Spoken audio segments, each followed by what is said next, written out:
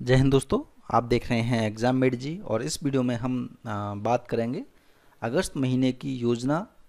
पढ़ रहे हैं हम, जिसमें हमने 3 से 4 चैप्टर देख लिए थे, कौन से इम्पोर्टेंट थे। ये आपको काफ़ी इम्पोर्टेंट है, डायरेक्ट आपको एग्जामिनेशन में प्रश्न मिलेंगे यहाँ से। नाम तो इसका विविधता से परिपूर्ण महाराष्ट्र है, लेकिन इसमें आर्ट एंड कल्चर से रिलेटेड सारी चीज़ें आपको मिल जाएंगी महाराष्ट्र में। और महाराष्ट्र में कौन कौन सी चीज़ें थी, देखिए यहाँ पर गंजीफा पेंटिंग के बारे में, ठीक है, और वर्ली पेंटिंग के बारे में, पेट्रोग्लिफ्स ये क्या हैं, इनके बारे में आपको जानकारी होनी चाहिए। यहाँ से प्रश्न बनने के चांसेस हो जाएंगे। आप सभी को पता है एलिफेंटा, अजंता, एलोरा और यूनेस्को की विश्व धरोहर सूची में शामिल है ही है, और ये सारी की सारी महाराष्ट्र में पाई जाती हैं, औरंगाबाद के आसपास, है ना। देखिए, और अजंता, इन्हें नोट करते जाइए जो जो चीज़ें बता रहा हूँ। ये पढ़ना तो आपको पूरा है, लेकिन यहाँ पर आपको क्या कर देना है, फोकस कर लेना है। जहाँ पर फोकस करना है वो मैं बताता जाता हूँ।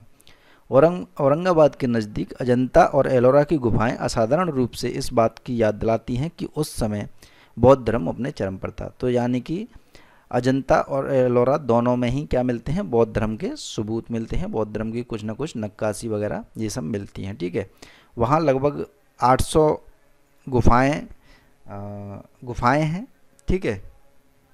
अजंता स्थित 32 जो गुफाएं हैं अपनी वास्तुकला संबंधी भव्यता, विरासत और कलात्मक कृतियों के कारण विशिष्ट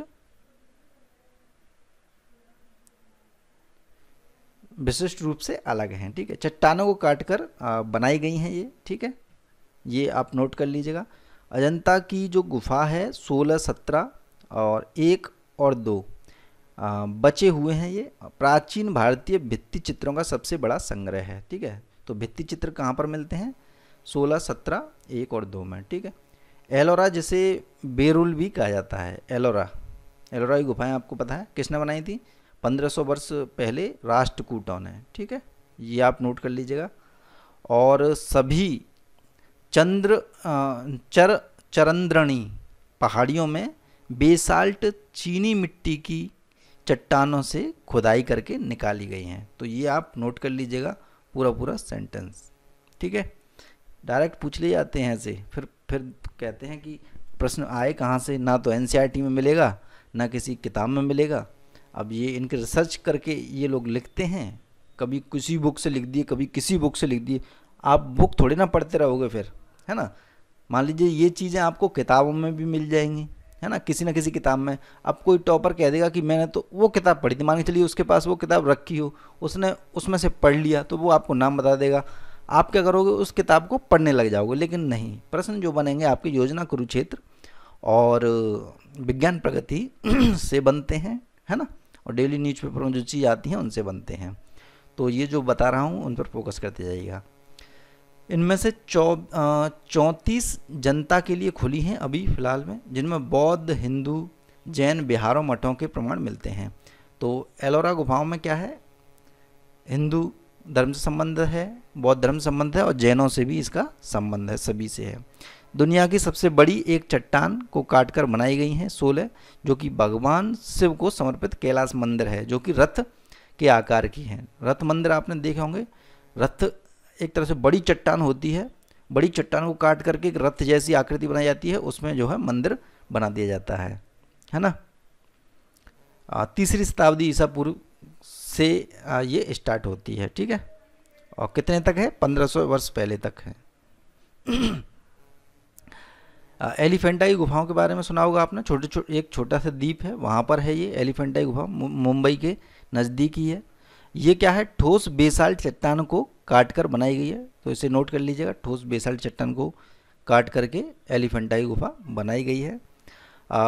इनकी नक्काशी जो है हिंदू पौराणिक कथाओं का वर्णन करती है। जो नक्काशी यानी कि जो चित्र बनाए गए हैं काट काट करके, उसमें हिंदू पौराणिक जो कथाएं हैं उनको दर्शाया गया है, जिसमें एक बड़ी चट्टान को काटकर बनाई गई 20 फुट ऊंची प्रतिष्ठित त्रिमूर्ति सदाशिव, सदाशिव किसे कहते हैं, 3 मुंह वाले शिव को, ठीक है, यहाँ से मिली है।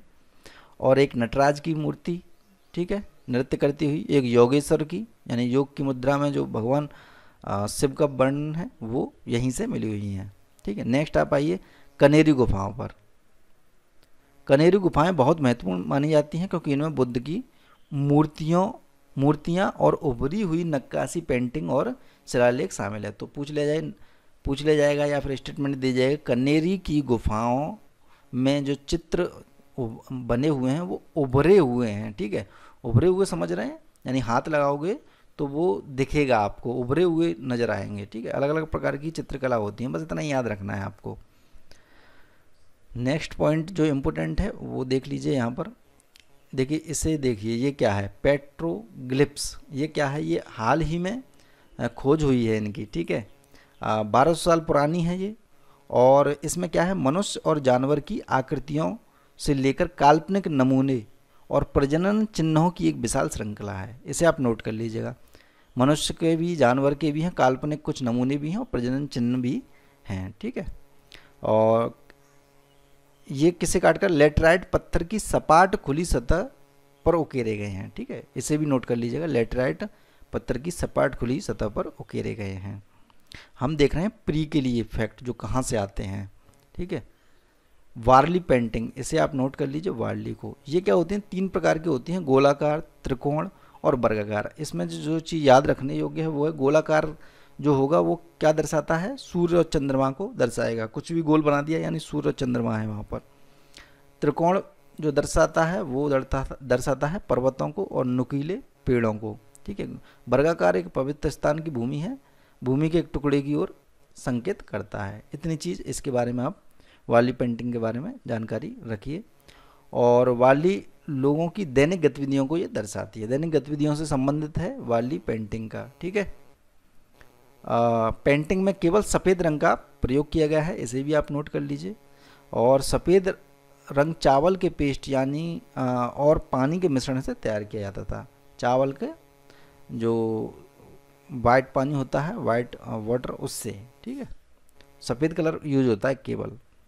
इसके बारे में पिंगुली चित्रकथी, ये क्या है, ये 17वीं शताब्दी से पिंगुली चित्रकथी के अभ्यास कर रही है, यानी कि 17वीं शताब्दी का है ये। ठीक है, इसमें क्या है, महाभारत और रामायण की कहानियों आधारित है। बस इतना ही बहुत है इसके बारे में। गंजीफा, इसे थोड़ा सा ध्यान में रखिए। गंजीफा हाथ से बने ताश के पत्ते होते हैं। ठीक है, और इसमें ताश के पत्तों में क्या होता है कि दशावतार जो हमारे भगवान विष्णु हैं उनके दशावतारों को हाथ से बनाया जाता है, डिजाइन की जाती है पत्तों पर। ठीक है, जिन्हें शाही परिवार पहले उपयोग करते थे खेलने में। ठीक है, कागज़ के बने होते हैं ये नोट कर लीजिएगा। बाकी सारी चीज़ें आप पढ़ लीजिएगा, ज़्यादा इम्पोर्टेंट नहीं है, लेकिन पढ़ना आपको ये पूरा है। चाहे आप मैंने जो बता दिया है उसी को आप नोट करके काम चला सकते हैं, प्रश्न जो बनेगा वो वहीं से बनेगा। कल हम नेक्स्ट कुछ और देखेंगे। वीडियो को लाइक और शेयर करना है, पुराने वीडियोस देख लीजिए, स्क्रीन पर आ गए हैं। जय हिंद, जय भारत, धन्यवाद।